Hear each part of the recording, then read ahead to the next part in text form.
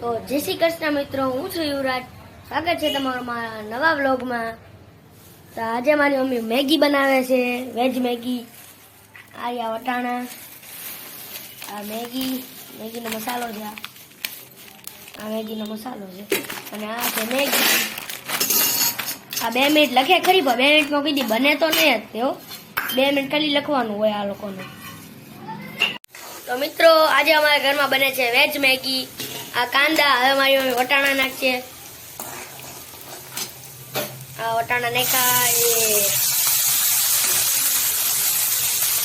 આ વટાણા, આ ટમેટા, પછી આ મેગી, એની આવેલો મેગી મસાલો, અને આ પાછો બીજો મેગી મસાલો. આમ જો મિત્ર, વટાણા ઉડે છે. ઘરમાં વટાણા ઉડે છે. આ જો કૂદીને એવું એક વટાણા હજી કૂદે અંદર. આ તો કૂદ્યું, બીજું હજી કૂદ્યું, ફૂટે છે અંદર થી પોપકોર્ન ની જેમ. આમ જો હોય. હા, હું દાજી ગયો. પોપકોર્ન આમ ફોડ્યા હોય તો ખુલ્લા પોપકોર્ન ફોડ્યા હોય તો આવું જ થાય. પોપકોર્ન માં તો વધારે ઉડલે. હજી ઉછળે જ છે અંદર. હજી ફૂટો એક ફૂટા જ કરે છે આ નકરા વટાણા તો મજા આવે છે આ રોજ જોવાની. ફટ ફટ ફટ. આ ગયા ટમેટા. આ ત્રણેય વસ્તુ મિક્સ થાય અને વેજ ગ્રેવી બને. પછી મેગી નાખવાની.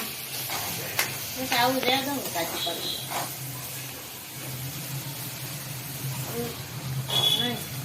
તો મિત્રો, આ મેગી હારે આવેલો મસાલો અને પાણી, ગ્રેવી તૈયાર થઈ જાય અને મેગી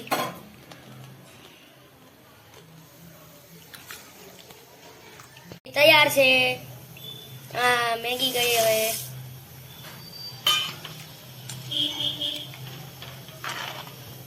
મમ્મી એક સવાલ પૂછું? તાજમહેલ કોણે બંધાવ્યો? તાજમહેલ શાહજહાં. બીજો સવાલ, આપણે સંતરું હોય એમાં કયો વિટામિન મળે આપણને? સી. એવું ન આવડે? એટલું તો આવડે. એટલે કયો વિટામિન? C vitamin. સી. અચ્છા, વિટામિન સી. સી નો હોય. સી નો હોય. C vitamin. સી વિટામિન મળે. Vitamin C. C for cat. હા, હવે હરકો બોલ. સૂર્યના તડકામાંથી D vitamin. D for dog. Vitamin D. આ તો મમ્મી ચેતાતંત્ર હાટુ કયો વિટામિન હારો હોય કયો તો લે? ચેતાતંત્ર તો મગજમાં હોય ને. ચેતાતંત્ર એટલે આંખોનો એટલો ભાગ વિસ્તાર હોય. તો સી વિટામિન.